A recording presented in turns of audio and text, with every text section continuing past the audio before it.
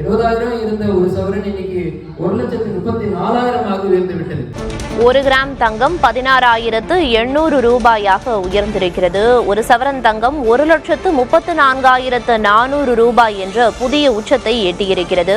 இன்னைக்கு பாக்குறோம், நமக்கு இருக்கிற பெரிய ஒரு கவலை என்ன அப்படின்னு சொன்னா, குறிப்பா நம்ம வீட்டு பெண்களா இருக்கட்டும், திருமணம் முடிக்க வேண்டிய அந்த வாலிப பிள்ளைகள் இருக்கிறாங்க அப்படின்னு சொன்னா, அவங்களுக்கு இருக்கிற ஒரு பெரிய பிரஷர் என்ன அப்படின்னா, இன்னைக்கு தங்கத்தினுடைய விலை ஏறிக்கொண்டே, அதாவது ஒரு 2 நாட்களில் 10,000 வரை அந்த தங்கத்தினுடைய விலை ஏறுகிறது என்று சொன்னால், நாட்கள் செல்ல செல்ல அந்த தங்கத்தினுடைய விலை எப்படி இருக்கும் தெரியும். 6 மாதங்கள்ல 20,000 இருந்த ஒரு சவரன் இன்னைக்கு 1,34,000 உயர்ந்து விட்டது. நடுத்தர சாமானிய மக்களுடைய அந்த வாழ்க்கை இன்றைக்கு கேள்விக்குறியாக்கப்பட்டு விட்டது.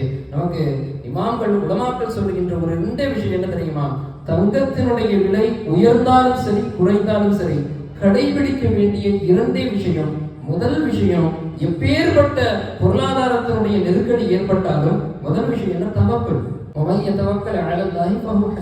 அல்லாஹ்வின் மீது யார் தவக்குல் கொள்கிறாரோ அல்லாஹ்வே அவருக்கு போதுமானவர் என்று அல்லாஹ் சொல்லுகிறார். தங்கத்தினுடைய விலை ஏறட்டும், எவ்வளவு ஏறினாலும் அல்லாஹ் நமக்கு போதுமானவன் என்கின்ற அந்த ஒரு இப்ப பொருளாதார நெருக்கடி வரும், இந்த பொருளாதாரம் எப்படி அதை நம்ம சமாளிக்கிறது என்றெல்லாம் நமக்கான அந்த ஊசலாட்டங்கள் அதிகமாகிற பொழுது நாம் ஒன்றை மனதிலே நினைவில் வைத்துக் கொள்ள வேண்டும்.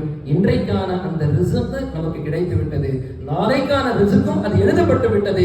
இன்றும் பல ஆண்டுகள் கழிக்கப்பட்டு நமக்கான ரிஸ்க் எழுதப்பட்டு விட்டது. நாம் மௌத்தாகும் வரை நமக்கான ரிஸ்க் எழுதப்பட்டு விட்டது. அதை நாம் மனதில் வைத்துக் கொண்டால் இந்த தவக்குலை அல்லாஹ்வினுடைய அவனின் மீது நாம் சாட்டிவிட்டால் நமக்கு இதெல்லாம் ஒரு பெருசா தெரியாது.